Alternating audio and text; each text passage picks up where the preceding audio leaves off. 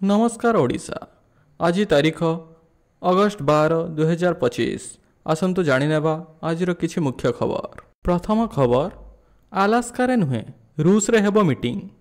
अमेरिकार राष्ट्रपति Donald Trump एक बड़ घोषणा करिसेंती। से कहिसेंती आसंता 15 तारिख रे रूस राष्ट्रपति व्लादिमीर पुतिन को सह तांकर आलोचना आलास्कार नुहे बरं रूस रे हेबो। एथिपाई से रूस गस्त करिवे। एक सांबादिक सम्मेलन रे से कहिसेंती एही शुक्रवार अगस्ट 15 तारिख रे से व्यक्तिगत भाव में रूस गस्त करिवे एवं राष्ट्रपति व्लादिमीर पुतिन को सह मुहांमुही साक्षात करिवे। एहा घोषणा करी ट्रम्प कहिसेंती एहा लज्जाजनक, एहा घृण्य होई पारे, किंतु मु पुतिन को भेटियाकु जाउछि। मु शुक्रवार रूस जाउछि। एही गस्त को हाई प्रोफाइल बोली कहा जाउछि, कारण साधारणतः अमेरिका एवं रूस नेतांक मध्य कौनसी सीधासलख साक्षात हुए नहीं। परवर्ती खबर, अभिनेत्री मृणाल ठाकुर को पसंद दक्षिण पुओ। अभिनेत्री मृणाल ठाकुर तांको संपर्क को नहीं बहुत दिन धरी चर्चार अछंती। निकटरे तांकर एक वीडियो सोशल मीडिया रे भाइराल होइथिला, जहाँ पर गुजब आरंभ होइथिला जे अभिनेत्री दक्षिण तारका धनुष को डेट करुछंती। सोशल मीडिया रे भाइराल होइथिबा वीडियो जहाँकि दर्शाउछि जे दुहे किछि कथबार्ता हेबा परे हग करने को देखा मिली। यह व्यतीत सन ऑफ सरदार 2 स्क्रीनिंग रे धनुष को स्वतंत्र उपस्थिति लोकों को भाविबा को बाध्य करथिला जे कथा कौन। मुंबई एक कार्यक्रम रे धनुष एवं मृणाल को हाथ धरी परस्पर कान रे किछि कहउथिबार देखा जाउथिया परे प्रथमे सेमानकर डेटिंग खबर प्रकाश पाइथिला। परवर्ती खबर, अमेरिका माटीरू भारत को धमक देले मुनीर। पाकिस्तान सेना मुख्य फील्ड मार्शल आसिम मुनीर रविवार अमेरिका माटीरू भारत को आणविक अस्त्र प्रयोगर धमक देइछंती। भारत एक डैम निर्माण करने पर्यंत आमे अपेक्षा करिवु। भारत जेतेबेले सिंधु नदी रे डैम निर्माण संपूर्ण करिवो सेतेबेले आमे 10टी मिसाइल माड़ करी ताको ध्वंस करदेउ बोली फ्लोरिडार टाम्पा रे आयोजित एक कार्यक्रम रे मुनीर कहिछंती। सिंधु नदी भारतीय मानक पारिवारिक संपत्ति नुहे। आल्लाहଙ୍କ कृपारू आम पाखरे मिसाइल अभाव नहीं।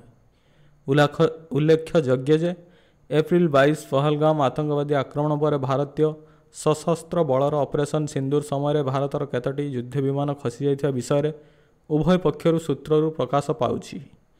एभली समय ट्रम्प भारत उपर उच्च टारिफ बांधिथिबारु वाशिंगटन नूआ दिल्ली एक प्रकार मुहांमुही स्थिति को आसी जाइछंती। सेपटे 2 मास न पुरुणु मुनीर पुणी अमेरिका जीवा एवं शक्तिशाली राष्ट्र भारत को धमक देवा नहीं अनेक प्रश्न छिड़ा कराइछि। परवर्ती खबर, रास्ता नथिबा गाँव रे पहुँची पारुनी विकास। बोरीगुमा ब्लॉक रो धवपद गाँ पंचायत सदर ठारू 13 किमी दूर में अवस्थित यह गाँव को जीवाकु हेले 6 किलोमीटर घंच जंगल मझिरे संकीर्ण माटी रास्ता दे जीवाकु पड़े। गाँव रे 200 ऊर्ध्व लोक बसवास करती। गाँव रे पानीय जगाड़र व्यवस्था नहीं। आज भी चुआ पानी ही एमानंकर भरोसा। गाँ पाखरे थिबा चुआ पानी आनी व्यवहार करुछंती अंचलवासी। मात्र खरा दिने चुआ पानी भी सुखी जाउछि। फଳରେ पानी पाई लोके नाही नथिबा असुविधा भोगुछंती। फଳରେ कच्चा कुड़िया घरे रहुछंती गरीब हिताधिकारी। गाँ रे स्कूल नाही कि अंगनवाड़ी केन्द्र नाही। कुनी कुनी शिशु और गर्भवती महिला माने पुष्टिकर खाद्य पाइबारु वंचित हेउछंती। बहु असुविधा भोगुछंती। धवापदर गाँ को रास्ता संजोग होई नथिबारु एठी सरकारी योजना पहुँची पारुनी। अनेक गरीब परिवार प्रधानमंत्री आवास योजनार घर पाई पारु नाहांती। वर्ष वर्ष धरी कौनसी सरकारी बाबूंकर पाद भी पड़ी नहीं एही गाँव रे। एसबु समस्या को नहीं प्रशासन और राजनेता को गुहारी कले भी कहीं शुणु नाहांती। केवल भोट समय देखा देउछंती, परे भूली जाउछंती बोली ग्रामवासी अभियोग करिछंती। परवर्ती खबर, शेषरे बुल्लारे आखि बुझिले अर्धदग्ध नाबालिका। पुणी पेट्रोल पुणी निया। मात्र कई घंटार संघर्ष पर शेष आखि बुझिले बरगढ़ जिलार गाईसिलेट थाना फिरिंगी माल गाँवर नाबालिका। गाँवर एक फुटबॉल पड़िया पेट्रोल ढाली निजको जालिबार उद्यम करथिले। पड़ीजिबा परे नाबालिका अवस्था गुरुतर थिला। तांको तुरंत उद्धार कराई बुर्ला स्थानांतर करा जायथिला। हेले नाबालिका जनकर मृत्यु होइथिबार सूचना मिलिछि। काहींकि आत्महत्या उद्यम करथिले ताहार कारण अस्पष्ट रहिछि। नाबालिका मामू घरे एभली घटनार चर्चा विषय पलटिछि। परवर्ती खबर, 70 वर्ष पर भी गाँव को नहीं रास्ता। दुख देउछि कच्चा रास्ता। ମୟୂରଭଞ୍ଜ ବଡ଼ସାହି ବ୍ଲକ ଶାଳଗାଁ ପଞ୍ଚାୟତର ପାଳପାଟଣା ଗଙ୍ଗାହାର ନଦୀ କୂଳରେ ଅବସ୍ଥିତ ଗାଁରେ ସମସ୍ୟା ଅନେକ, କିନ୍ତୁ ସବୁଠୁ ଯନ୍ତ୍ରଣାଦାୟକ ହେଉଛି ଗାଁ ରାସ୍ତା। ଆଜି ବି ଗାଁକୁ ସଂଯୋଗ ହୋଇପାରୁନି ପକ୍କା ରାସ୍ତା। ଫଳରେ ବର୍ଷ ତମାମ ରାସ୍ତା ପାଇଁ ହନ୍ତସନ୍ତ ହେଉଛନ୍ତି ଅଞ୍ଚଳବାସୀ। ମାତ୍ର ବର୍ଷା ହେଲେ ବଢ଼େ ରାସ୍ତା ଦୁଃଖ, କାରଣ ନାଲି ମାଟିର ରାସ୍ତା ହୋଇଯାଏ କାଦୁଅ ପଚପଚ। ଆଉ ଏହି ରାସ୍ତାରେ ପଶି ଯିବା ଆସିବା କରନ୍ତି ଅଞ୍ଚଳବାସୀ। 70 ବର୍ଷ ଧରି ଅବହେଳିତ ହୋଇ ପଡ଼ିଛନ୍ତି କଚ୍ଚା ରାସ୍ତା।